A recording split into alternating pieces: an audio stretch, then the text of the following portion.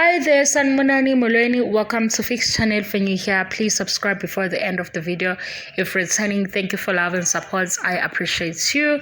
Ngiyaxolisa ivoice bengangivumeli bengine flu so ngi-rice manje ngicabanga ukuthi ngizwakala kangcono.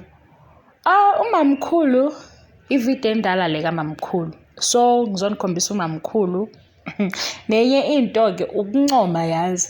uMamkhulu phela ekuqaleni season 1 no season 2 ikhona into ababeyenzile kuyena, ikhona into esingayitholanga ukuthi yini le eyayenza uMamkhulu avutha umlilo.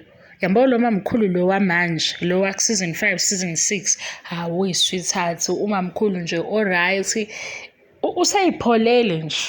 Ku season 1 besibona kahle ukuthi uMamkhulu kodwa manje uMamkhulu asazi ukuthi bengenzakalani.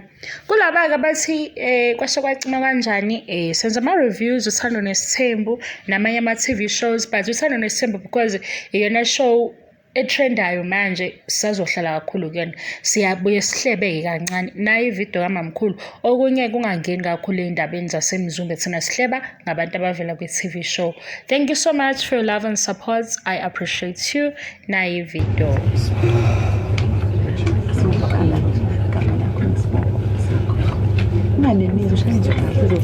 Musa Mseleku ngihlala eSiphakhi ngishadile noMusa Mseleku sinabantwana abathathu uLwandle uAbongwe noOwami. Namhlanje sihlangene eCarpenter Bay ngoba nakho kuyi-birthday yami is-2 December, so we are just having lunch with family and friends.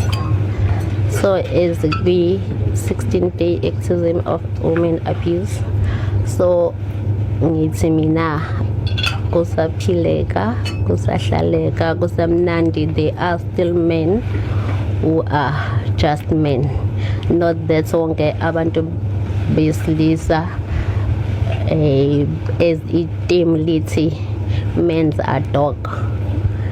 Not all of them are dogs.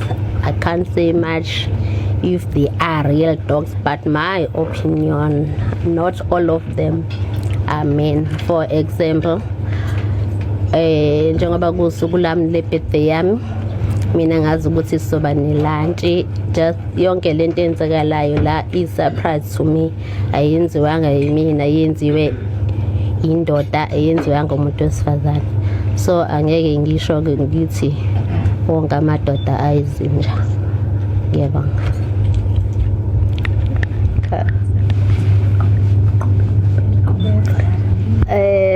Okay, I know sengitholile kancane ukuthi awuwedwa ubaba nebanini and normally and futhi and normally uma ngabe ubaba sekukhona abanye umama balandelayo uye engabe samnikeza i-preference umama useqalile, but here you are today, you are the first one and ubaba uya-recognize. What can you say kubantu besifazane abacabanga ukuthi uma ngabe ngishadile ngokuqala mase kulandela abanye sengisenkingeni?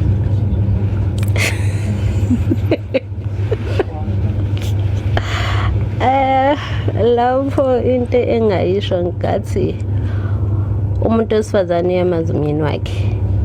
Ukuthi une-second wife akusho ukuthi wena first wife awulutho kuyena.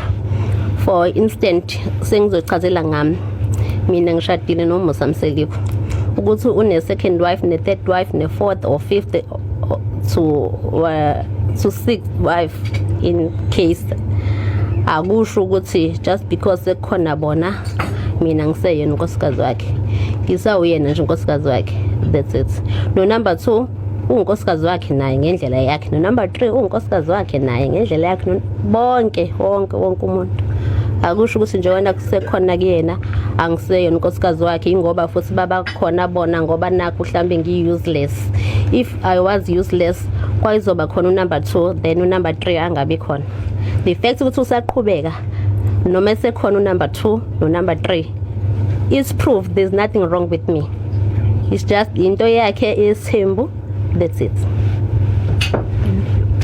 So